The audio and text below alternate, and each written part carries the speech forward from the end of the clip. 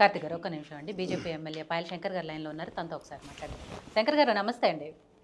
నమస్తే. నమస్తే అండి. శంకర్ గారు ఎమ్మెల్సీ ఎలక్షన్స్ రిజల్ట్స్ గురించి మాట్లాడుతున్నాము. ఆల్రెడీ ఒక సీటు మీ ఖాతాలో పడిపోయింది. ఇంకొక సీటు కూడా పోటాపోటీగా ఉంది. ఆల్మోస్ట్ అంజిరెడ్డి గారే ముందంజలో ఉన్నారు కాబట్టి ఆయన గెలుస్తారు అన్న కాన్ఫిడెన్స్‌లో ఉన్నారు. సో ఈ అవును. గెలుపు కారణాలు ఏమనుకుంటున్నారు? రిజల్ట్ వచ్చినటువంటి ఉపాధ్యాయ ఎమ్మెల్సీ గెలుపు అదంతా కూడా భారతీయ జనతా పార్టీ నిబద్ధతను గమనించింది ఉపాధ్యాయులు. హ్మ్. ఆ రోజు 317 జీవోకు వ్యతిరేకంగా ఈ రాష్ట్రంలో ఏ రాజకీయ పార్టీ కూడా మాట్లాడలేదు. భారతీయ జనతా పార్టీ ఆ రోజు ఉద్యోగుల సమస్య మా సమస్యగా భావించాం.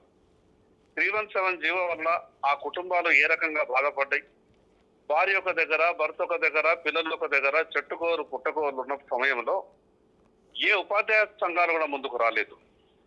ఆ రోజు కేసీఆర్ నియంతృత్వ పాలనలో ఉపాధ్యాయ సంఘాలన్నీ కూడా పూర్తిగా నిర్వీర్యమైంది. ఆ రోజు భారతీయ జనతా పార్టీ పోరాటం చేసింది. కేసులు భారతీయ జనతా పార్టీ కార్యకర్తల మీద కేసులైనవి. ఆ రోజు స్వయాన రాష్ట్ర భారతీయ జనతా పార్టీ అధ్యక్షుడు బండి సంజయ్ కుమార్ గారి మీద కేసులైనవి. ఆ రోజు మేము చేసినటువంటి పోరాటాన్ని ఉపాధ్యాయ సోదరులంతా కూడా గమనించింది. హ్మ్. దాని ఫలితమే ఈరోజు భారతీయ జనతా పార్టీ అభ్యర్థికి. ఓకే. మీరు చేసిన ఈ పోరాటము టీచర్లు నమ్మారు కాబట్టి ఇక్కడ గెలిపించారు అన్నారు. మరి ఖమ్మం, వరంగల్, నల్గొండ ప్రజలు నమ్మలేదా బీజేపీని? అక్కడ గెలిపించలేదు? ఒకటండి, హ్మ్. కొంత ప్రాంతంలో భారతీయ జనతా పార్టీ ఆర్గనైజేషన్ పరంగా కూడా కొన్ని సమస్యలు ఉన్నమాట వాస్తవం. ఇక్కడ పోరాటం చేయడమే కాకుండా ఇక్కడ భారతీయ జనతా పార్టీ ఆర్గనైజేషన్ కూడా కొంత బలంగా ఉండడం, తపస్ అదే విధంగా మిగతా సంఘాలన్నీ కూడా మద్దతు ఇవ్వడం, అన్ని కారణాలతోని ఈరోజు భారతీయ జనతా పార్టీ అభ్యర్థి గెలుపు సునాయాసమైంది. చరిత్రలో మొదటిసారి హ్మ్. మొదటి ప్రాధాన్యత ఓటుతోని టీచర్ ఎమ్మెల్సీ ఎన్నిక ఇప్పుడు గెలవలేదు. హ్మ్. కానీ ఈసారి భారతీయ జనతా పార్టీ మొదటి ప్రాధాన్యత ఓటుతోనే భారీ మెజార్టీతో అభ్యర్థి గెలిచింది. టీఆర్ఎస్ పార్టీ అవలంబించినటువంటి వ్యతిరేక విధానాలను ఈరోజు కాంగ్రెస్ పార్టీ అవలంబిస్తున్నది. కాంగ్రెస్ పార్టీ ఏ రకమైనటువంటి పరిపాలన సాగిస్తున్నదో ఆ విషయాన్ని కూడా గమనించింది.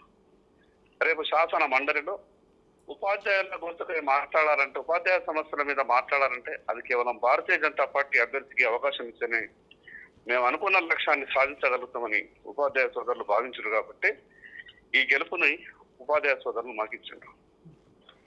శంకర్ గారు, కాంగ్రెస్ పార్టీ ఇచ్చిన హామీలు నెరవేర్చలేదు. సరే, అవి ఎమ్మెల్సీ రిజల్ట్స్‌లో అక్కడ ప్రజలు చూపిస్తారు అని చెప్పేసి బీజేపీ నాయకులు ప్రచారంలో మాట్లాడారు, అన్నీ మాట్లాడారు. సో ప్రతిసారి ఈ కాంగ్రెస్ ప్రభుత్వం ఎక్కువ రోజులు ఉండదు, ముఖ్యమంత్రి మారిపోతారు అని బీజేపీ నాయకులు ప్రతిసారి మాట్లాడుకుంటూ వస్తున్నారు. నిన్న కూడా ఏలేటి మహేశ్వర్ రెడ్డి గారు కొన్ని కామెంట్స్ చేశారు. డిసెంబర్‌లో తెలంగాణ ముఖ్యమంత్రి మారబోతున్నారు. దానికి సంకేతమే ఇక్కడ మీనాక్షి నటరాజన్ గారు కొత్తగా వచ్చారు. సో కాంగ్రెస్ పార్టీలో చాలా మార్పులు జరుగుతున్నాయి అనేది. ప్రజలు ఒక ప్రభుత్వానికి, ఒక పార్టీకి పరిపాలించడానికి 5 సంవత్సరాల అవకాశం ఇచ్చినప్పుడు హ్మ్. ఆ ప్రభుత్వం 5 సంవత్సరాలు మేము ఉండాలని కోరుకుంటాం. కానీ ప్రజలు ఏ ఆకాంక్షతోనైతే ఒక రాజకీయ పార్టీకి అవకాశం ఇచ్చిందో ప్రజల ఆకాంక్షను ఆ పార్టీ తీర్చాల్సినటువంటి అవసరం ఉంటుంది. 15 నెలలు అయిపోయింది. హ్మ్. ప్రజలు 60 నెలలు అంటే 5 సంవత్సరాలు రాష్ట్రాన్ని పరిపాలించడానికి కాంగ్రెస్ పార్టీకి అవకాశం ఇస్తే ఇప్పటికే 15 నెలలు గడిచిపోయింది. అంటే 25% సమయ పాలన పూర్తయింది. ఇక మిగిలింది కేవలం 75%. ఒక రాజకీయ పార్టీ ప్రభుత్వంగా ఏర్పడ్డ తర్వాత హ్మ్. ప్రజలకు ఇచ్చిన హామీల్ని ఏదో 3 నెలలు 6 నెలల్లో మొదలు పెట్టాలి, దాన్ని ప్రారంభించాలి.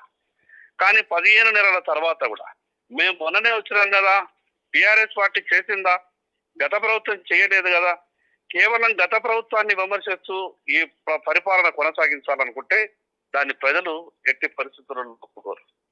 ఈరోజు కాంగ్రెస్ పార్టీ ఈ ఓటమితోనైనా సరే, భారతీయ జనతా పార్టీ గెలుపుతోనైనా సరే కనువిప్పు కలగాల, ప్రజలకు ఇచ్చినటువంటి హామీల్ని కాంగ్రెస్ పార్టీ నెరవేర్చాలి. రైట్. శంకర్ గారు, చెప్పండి. హలో. చెప్పండి. శంకర్ గారు, సో ఈ ఎన్నికతో ఏదైతే గెలిచామో ఇక మీదట వచ్చే లోకల్ బాడీ ఎలక్షన్స్ కానివ్వండి, అన్ని ఎలక్షన్స్‌లో బీజేపీ హవా నడుస్తూనే ఉంటది. ఇదే తెలంగాణలో అధికారం దిశగా తీసుకెళ్తది అని చెప్పేసి చాలామంది బీజేపీ నాయకులు కాన్ఫిడెంట్‌గా ఉన్నారు.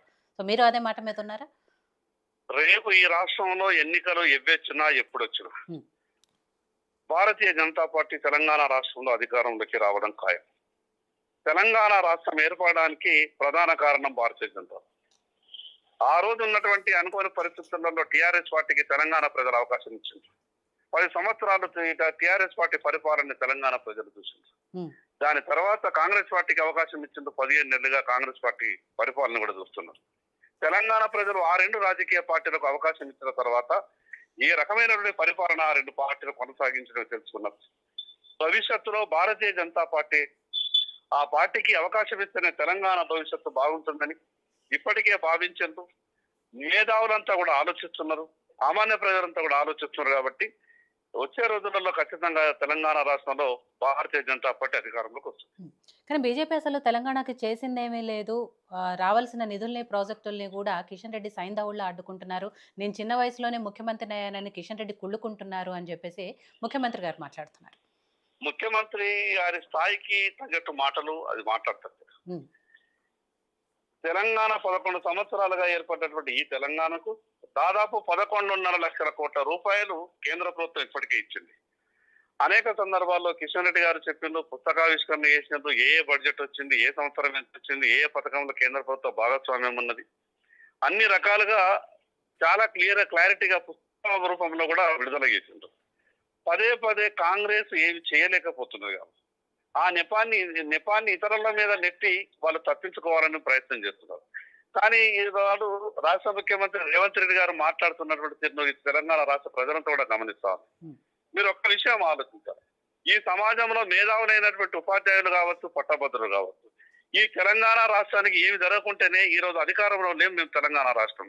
అయినా ఒక ఎమ్మెల్సీ ఇప్పటి గెలిచినాం, ఇంకో ఎమ్మెల్సీ రేపు గెలవబోతా ఉన్నాం. మేధావులైనటువంటి పట్టభద్రులు ఉపాధ్యాయులు ఈ తెలంగాణ రాష్ట్రానికి అన్యాయం జరిగి ఉంటే ఈ ఎమ్మెల్సీ ఎన్నికల్లో ఫలితాలు ఈ రకంగా ఉంటుండేనా?